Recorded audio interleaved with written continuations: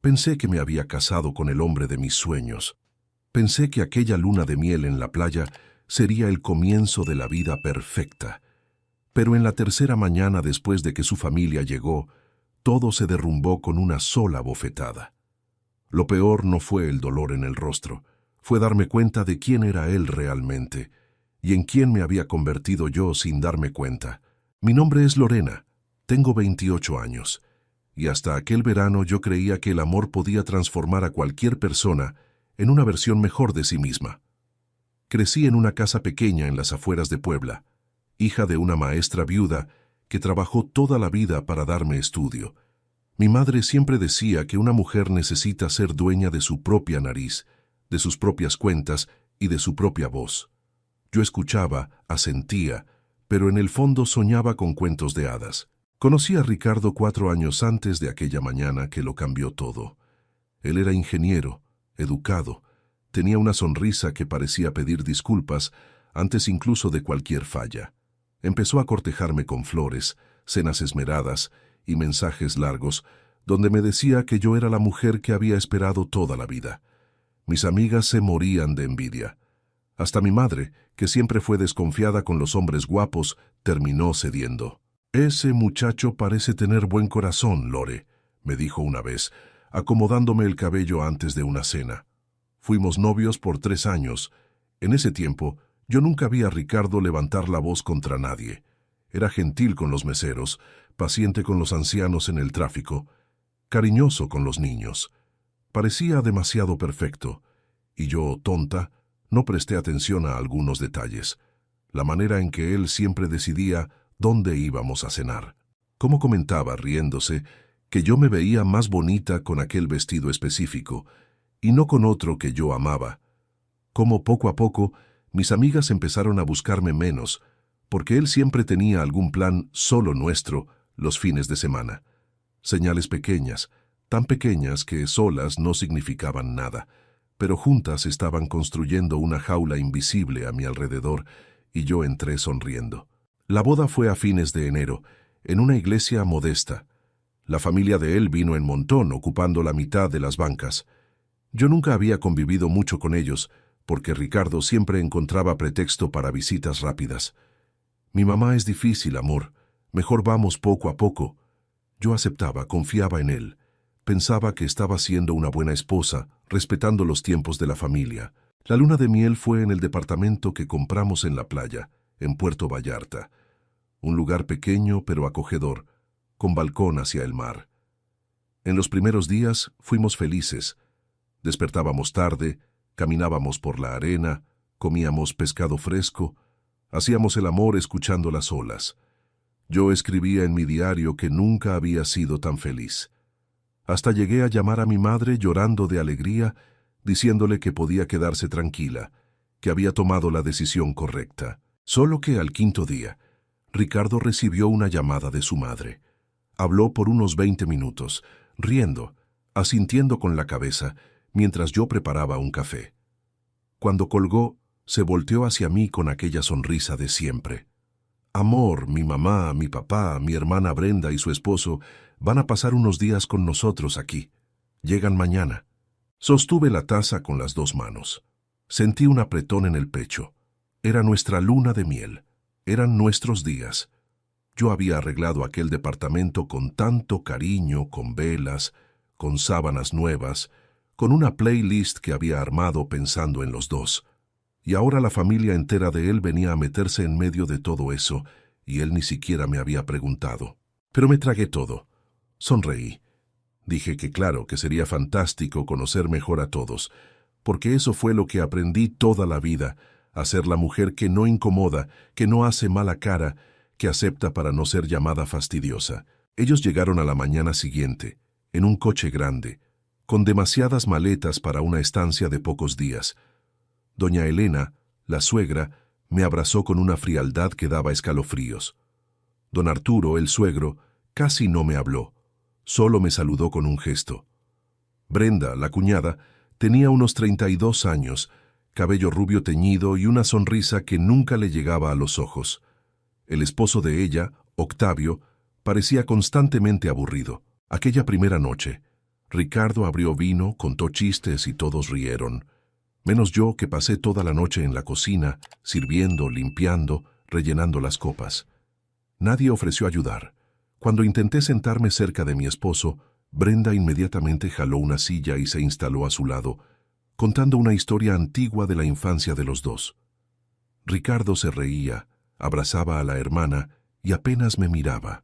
Me dormí tarde aquella noche, con una sensación extraña en el estómago, algo entre tristeza y un aviso que yo aún no sabía leer.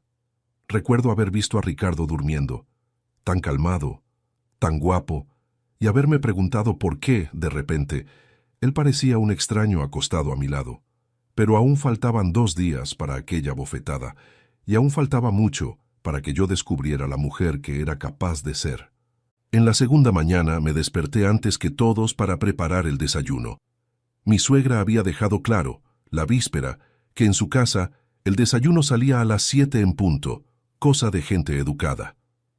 Yo no era de su casa, estaba en la mía, pero aún así preparé todo antes de las 7. Pan en la canasta, frutas cortadas, jugo colado, café recién hecho, queso fresco rebanado como me enseñó mi madre.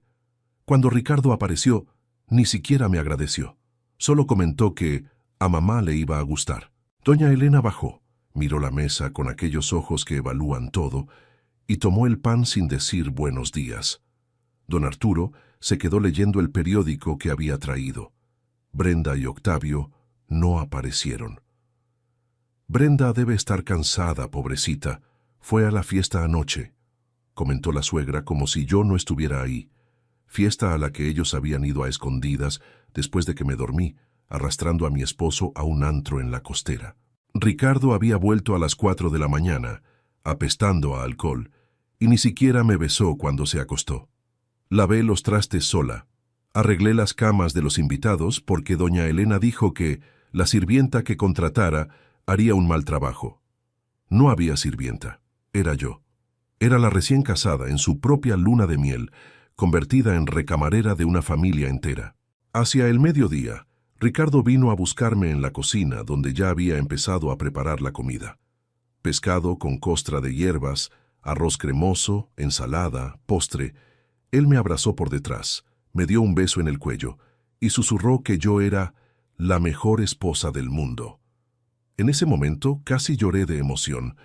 Pensé que estaba viendo mi esfuerzo, que iba a defenderme, a decirle a la familia que yo también necesitaba descansar. Pero luego me preguntó si me había acordado de preparar aquel platillo específico que le gustaba a Brenda, el mole poblano que su hermana adoraba. Le dije que no, porque nadie me había avisado, y él puso una cara de decepción que me apretó el corazón. «Está bien, amor, pero lo haces mañana, ¿va? Ella lo adora». Accedí. Claro que accedí. Por la tarde, mientras todos salieron a la playa, yo me quedé en el departamento terminando de acomodar las cosas. Brenda pasó frente a mí usando uno de mis trajes de baño, aquel rojo nuevo que Ricardo me había regalado antes de la boda. «Espero que no te moleste, cuñada, el mío se rompió en el viaje», dijo sin esperar respuesta. Salió contoneándose por la puerta, mientras mi esposo la seguía riéndose, cargándole la bolsa. Me senté en el sillón y lloré bajito. No entendía lo que estaba pasando. No reconocía a aquel hombre. Tomé el celular y casi le llamo a mi madre, pero desistí. No quería que ella lo supiera. No quería darle la razón tan pronto. Aquella noche se sirvieron de todo lo que preparé y nadie me elogió. Brenda, que había bebido de más otra vez, derramó vino tinto en la alfombra beige de la sala. Ricardo se rió. Doña Elena dijo que la mancha sale con agua mineral, mija. Mañana la limpias. Yo me paré a traer el trapo y agua caliente, aún así. Cuando finalmente me acosté, como a la 1 de la mañana, Ricardo ya estaba dormido. Me quedé mirando el techo, intentando entender cómo en menos de una semana mi vida se había convertido en aquello. Yo era una mujer inteligente, tenía carrera en administración, trabajaba en una buena empresa, tenía salario propio. No era una tontita. Entonces, ¿cómo había permitido llegar a ese punto? La respuesta que llegó me dolió. Yo me había callado tantas veces antes en cosas pequeñas que la voz para reclamar las cosas grandes se había atrofiado dentro de mí. Cada vez que me tragaba algo, una parte mía desaparecía. Cuando me di cuenta, ya no sabía dónde estaba la Lorena original. Me quedé dormida abrazada a la almohada, decidida a hablar con Ricardo al día siguiente, a pedirle que me ayudara, que hablara con la familia, que me defendiera. Al fin y al cabo, él era mi esposo. Había jurado en la iglesia que iba a amarme y respetarme. La tercera mañana empezó con Brenda tocando la puerta de nuestro cuarto a las 9. «Lorena, ¿dónde está mi desayuno?», gritó como una niña consentida. Ricardo rezongó a mi lado, me dio un codazo y me dijo que me levantara. «Anda, amor, rapidito, tiene hambre». Me levanté. Fui. Empecé a preparar una vez más. Solo que, cuando llegué a la cocina, me di cuenta de que se había acabado el pan. Nadie había ido a la panadería. Yo misma no había ido, porque estaba cuidando a todos la noche anterior. Tomé las llaves, me puse un vestido sencillo encima del camisón y bajé corriendo a la panadería de la esquina. Tardé como 20 minutos porque la fila estaba larga. Cuando regresé, subí las escaleras con los panes calientitos contra el pecho, animada para servir. Abrí la puerta del departamento y sentí de inmediato que algo andaba mal. El silencio era pesado. Ricardo estaba de pie en la sala, la cara roja, los puños cerrados.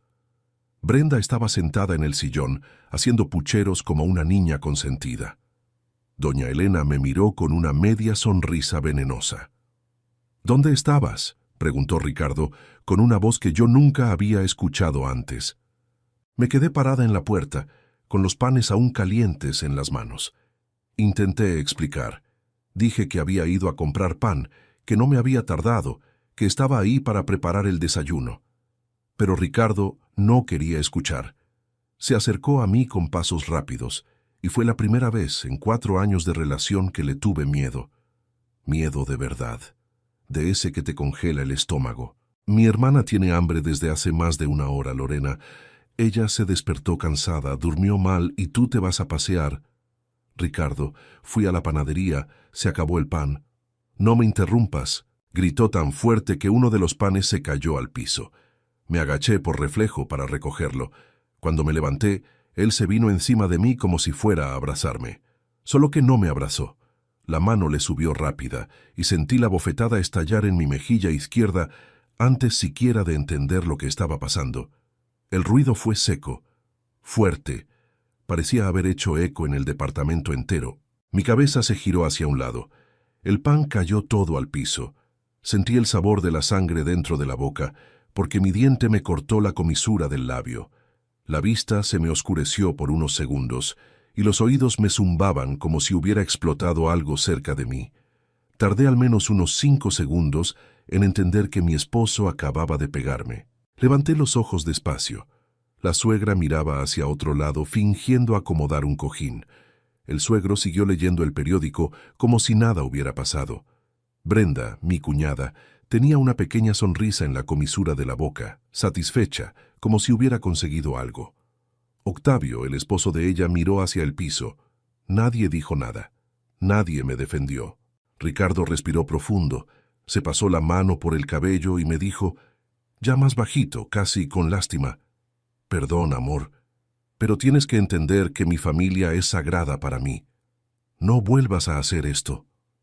Y fue en ese momento que algo dentro de mí se rompió. Pero no fue solo algo malo lo que se rompió. Fue también aquella jaula invisible. Fue aquella Lorena que se tragaba todo. Fue aquella mujer miedosa que había sido construida poco a poco, silencio por silencio. Todo eso se agrietó de una sola vez, como el vidrio cuando cae al piso. Sentí mis piernas temblar. Pero me quedé de pie. Miré a Ricardo. Miré a la familia entera de él sentada ahí en aquella sala que era mía, y entendí, con una claridad que nunca antes había sentido, que yo ya no pertenecía a aquel lugar. No de esa manera, no como estaba. No respondí nada, solo me agaché, recogí los panes del piso, los llevé a la cocina, me lavé las manos y agarré mi celular. Fui hasta el cuarto, cerré la puerta y le puse seguro. Escuché a Ricardo tocando enseguida, pidiéndome que abriera, diciendo que estábamos en casa y que no era momento para hacer dramas. Pero no abrí. Me senté en la orilla de la cama, con la cara ardiendo, y por primera vez en mucho tiempo, tomé una decisión sin pedirle permiso a nadie. Le llamé a mi madre. Contestó al segundo timbrazo. Cuando escuchó mi voz, supo de inmediato que algo andaba mal. Soy pésima mentirosa con ella. Le conté todo, llorando, ahogándome, pasándome la mano por la cara que aún latía. Ella escuchó en silencio. Cuando terminé, me dijo algo que nunca voy a olvidar.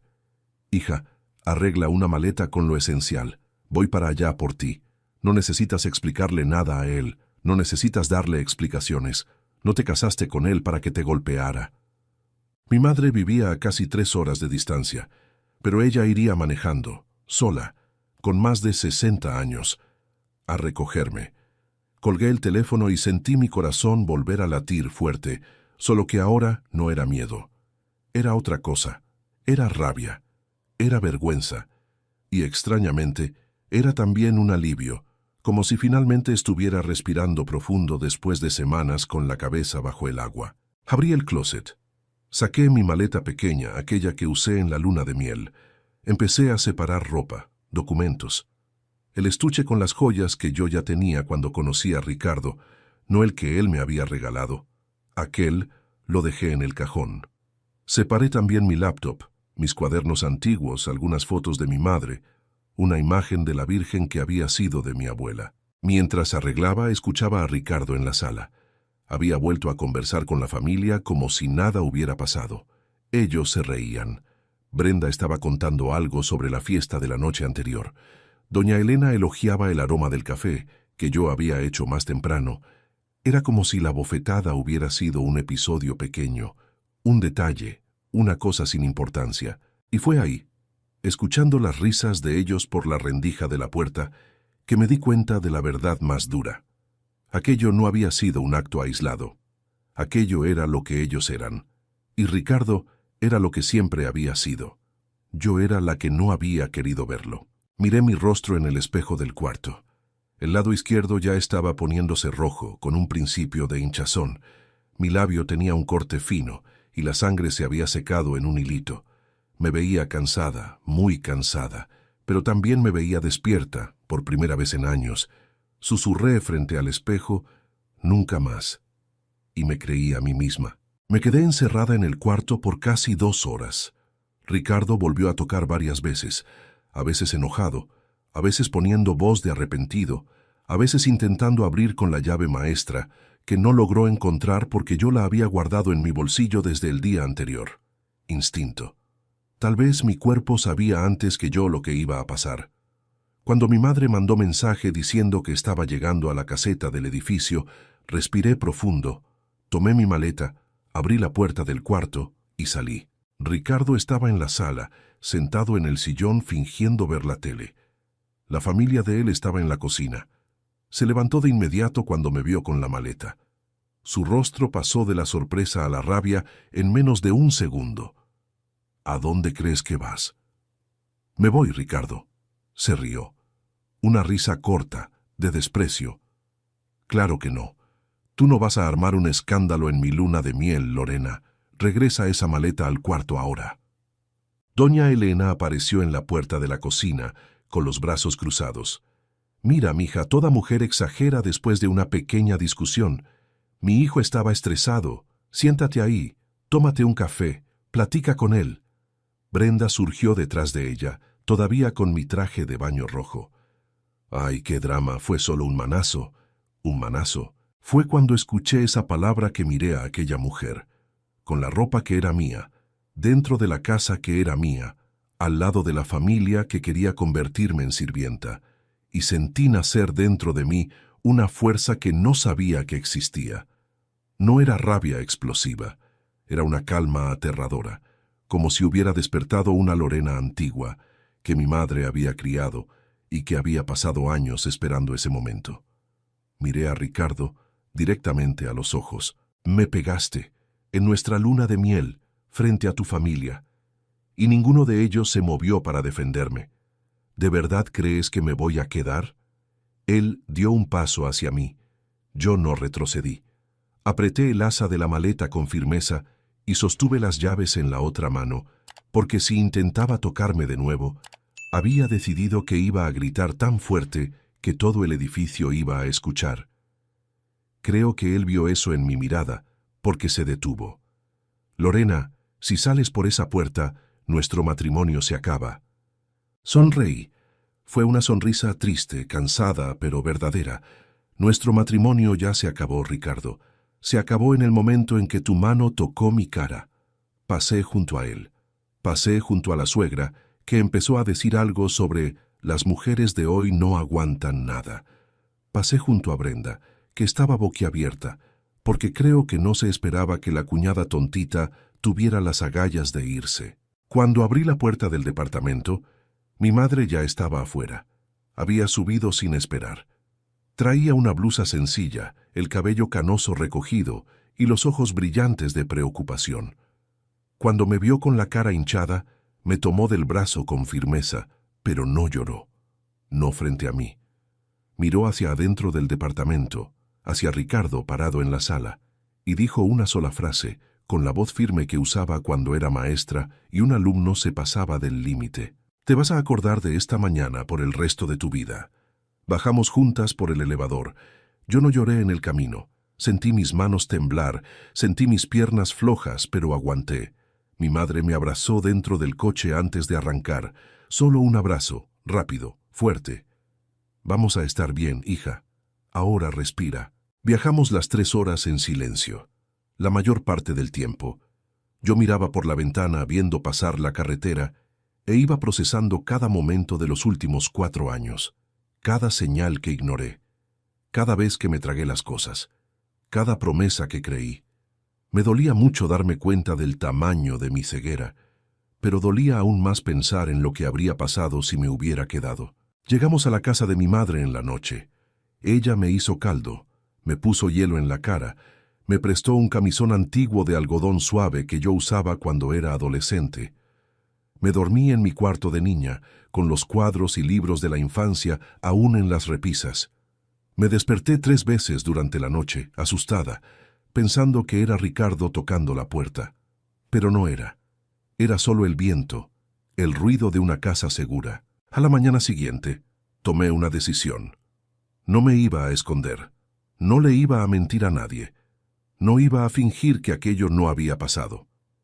Lo primero que hice fue ir al Ministerio Público especializado en atención a la mujer, con mi madre a mi lado. Levanté la denuncia. Tomé fotos de mi rostro, que ahora tenía un moretón bien visible, mostrando los dedos de una mano grande marcados en mi mejilla. La agente que me atendió fue gentil. Me preguntó si quería orden de protección. Le dije que sí. Preguntó si tenía pruebas. Le enseñé los mensajes de Ricardo del día anterior, él llamándome, mandándome audios diciéndome que regresara antes de que las cosas empeoraran. Me miró a los ojos y me dijo que había hecho lo correcto al salir rápido. Muchas mujeres se tardan años, mija. Usted salvó su vida.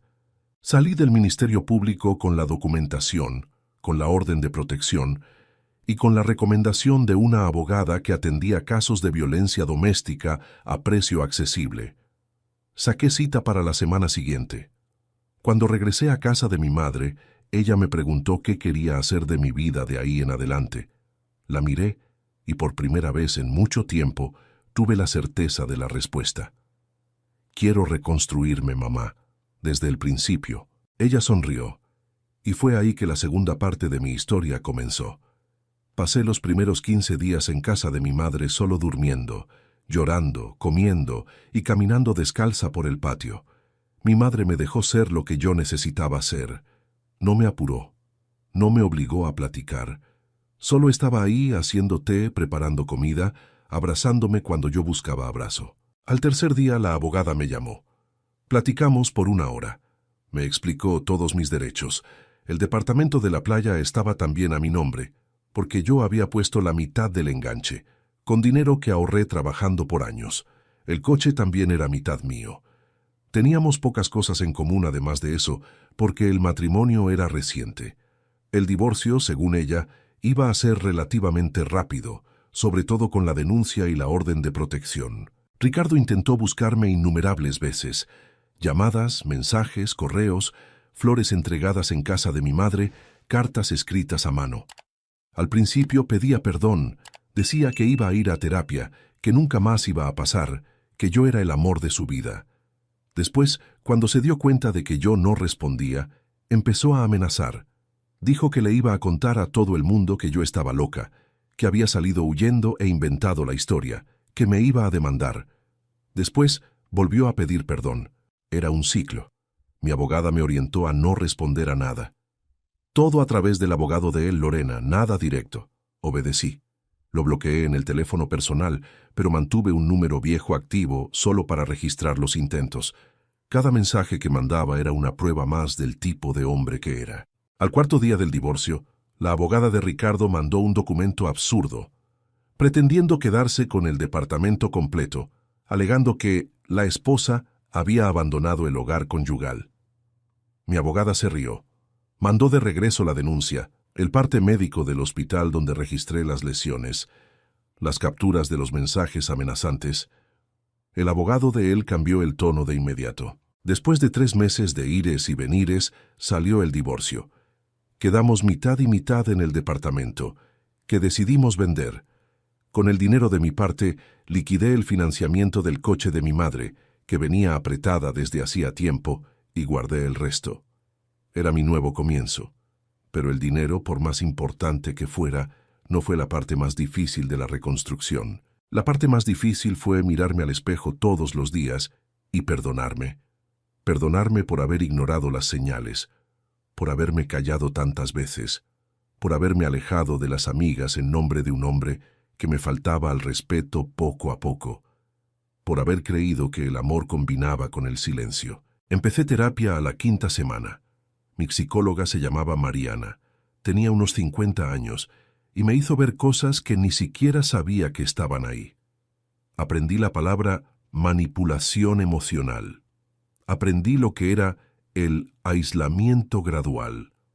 Aprendí que las relaciones abusivas casi nunca empiezan con violencia física. Empiezan con control disfrazado de cuidado, con celos disfrazados de amor, con decisiones tomadas por uno solo, disfrazadas de practicidad. Yo reconocía cada cosa que ella me explicaba. Me acordaba de un momento específico para cada patrón. Y poco a poco fui entendiendo que no era tonta, no era débil.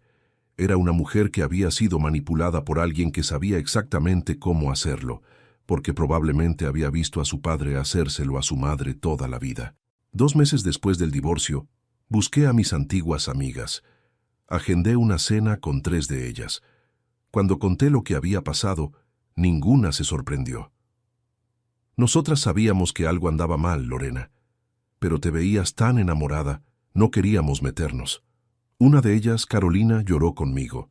Dijo que me había mandado mensajes preocupados durante años y que Ricardo, yo descubrí después, había borrado varios de mi celular.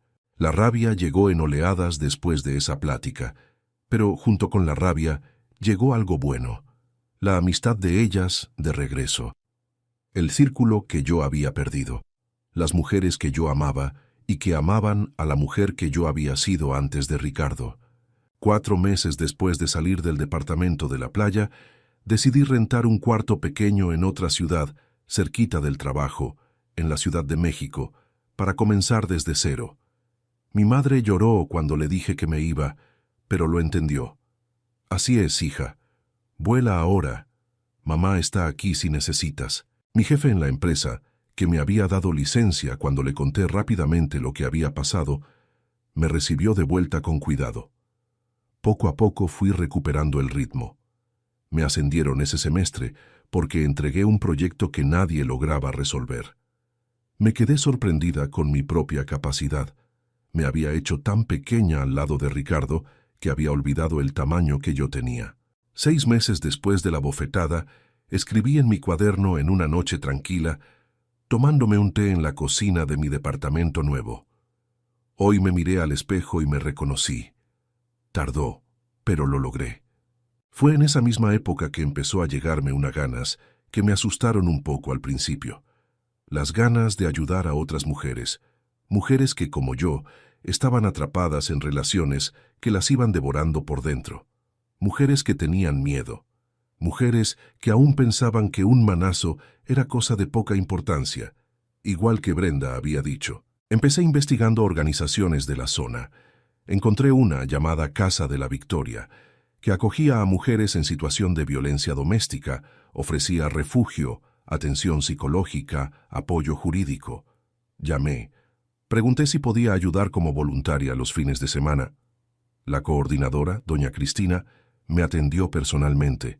Platicamos por 2 horas. Cuando conté mi historia, me escuchó con atención y luego me miró y me dijo algo que cambió el resto de mi vida. Lorena, tienes don para esto. Si quieres, te abrimos un espacio aquí. Vas a hacer la diferencia en la vida de muchas mujeres.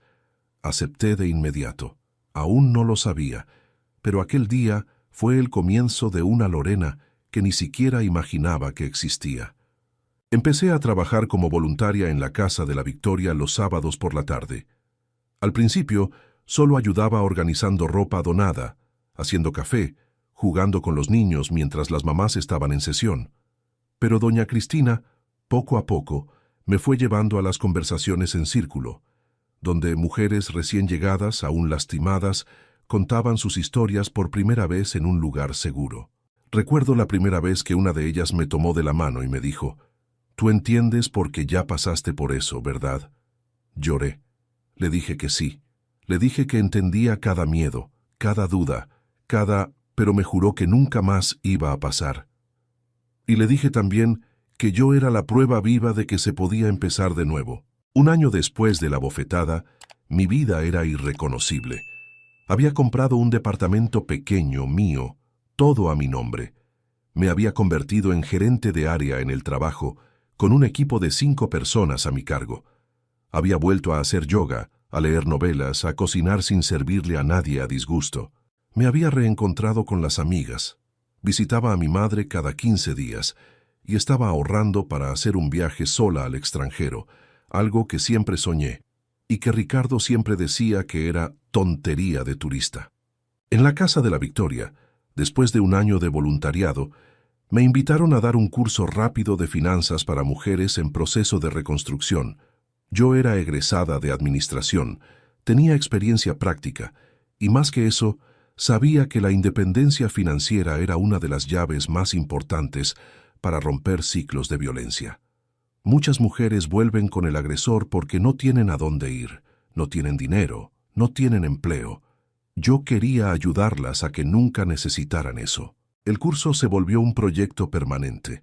Después de 3 meses, estaba atendiendo a mujeres de todos los tipos: jóvenes, señoras mayores, madres solteras, profesionistas, mujeres sin estudios formales. Cada historia me enseñaba algo. Cada una de ellas me hacía sentir que aquella bofetada, por más dolorosa que había sido un parteaguas, un comienzo, un punto donde la Lorena antigua había muerto para que una nueva naciera, y la nueva Lorena tenía una misión. 2 años después de salir del departamento de la playa, recibí en un sobre una citación. Mi ex suegra había demandado a una señora, vecina de ella, por calumnias. Había pedido testigos para decir que era una persona de bien. La vecina me buscó porque había escuchado mi historia a través de una amiga en común y quería saber si podía declarar contra doña Elena. Dudé por unos días. Pensé si valía la pena mover aquel avispero de nuevo, pero pensé también en todas las mujeres que pasaban por la Casa de la Victoria y recordé cuántas veces cuñadas, suegras, hermanas, habían silenciado, encubierto, minimizado. Cuántas mujeres habían sido abandonadas por familias que podrían haber sido red de protección y prefirieron ser muralla de protección del agresor. Acepté declarar. El día de la declaración fui sola, vestida con un saco azul marino que había comprado para los cursos. Cuando entré a la sala de la audiencia, vi a doña Elena por primera vez desde aquella mañana. Había envejecido mucho. Estaba más flaca, con arrugas profundas, la mirada cansada. Me miró de arriba abajo y me di cuenta por un instante que ella esperaba verme quebrada, destruida, miserable, porque fue así como me había visto salir. Pero yo ya no era aquella. Hablé con voz firme.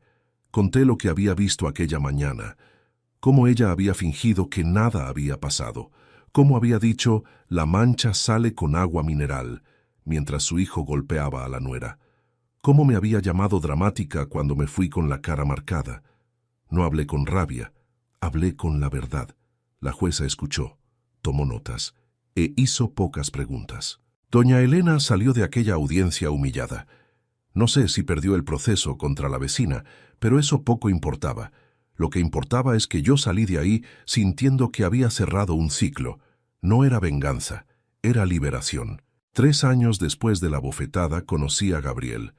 Fue en una conferencia que di en una universidad sobre empoderamiento femenino y violencia doméstica. Él era profesor de Derecho, viudo, con una hija de 10 años. Me buscó después de la conferencia, no para invitarme a salir, sino para preguntarme si aceptaría dar una clase a sus alumnos. Tardó 2 meses hasta que tomamos un café solos. Tardó 6 meses más hasta la primera vez que le sostuve la mano. Tardó 1 año hasta que acepté vivir cerca de él. Gabriel no es perfecto, ningún hombre lo es. Pero él es de los que escuchan, que preguntan, ¿tú qué opinas?, antes de decidir, que trata a su hija, a su madre, a mis amigas, con el mismo respeto con que trata a los colegas. Nunca en 4 años con él sentí miedo. Nunca me callé para evitar una explosión. Nunca necesité pedir perdón por algo que no hice. Hoy, 5 años después de aquella mañana en la luna de miel, tengo 33 años. Estoy casada de nuevo, en una ceremonia pequeña con 20 invitados, todos gente que me quiere de verdad. Ya no uso el apellido de nadie, mantengo el mío, el de mi madre. Tengo una hijastra que se llama Luciana, que me adora, y que crío como si fuera mía. Sigo trabajando como voluntaria, ahora 2 veces por semana, y mi equipo de voluntarias creció a 8 mujeres, todas sobrevivientes también. ¿Y sobre Ricardo? Descubrí por Facebook que se casó de nuevo, con una muchacha mucho más joven que siempre sale triste en las fotos. Rezo por ella todos los días. Rezo para que se dé cuenta antes de que yo me diera cuenta. O, si no se da cuenta, que tenga, como tuve yo, una madre que maneje 3 horas para ir a recogerla. Si estás escuchando esta historia y reconoces algo en tu vida, o en la vida de alguien que amas, por favor, no esperes la bofetada. Las señales llegan antes. El control disfrazado de amor, los celos llamados cariño, el silencio impuesto, el alejamiento de las personas que te quieren de verdad. Todo eso es violencia. No es tontería, no es así es él, no es cosa de mujer exagerada. Mi madre tenía razón. Una mujer necesita ser dueña de su propia nariz, de sus propias cuentas y de su propia voz. Y, si perdiste eso en algún punto del camino, puedes volver a hacerlo. Siempre puedes. Yo soy la prueba.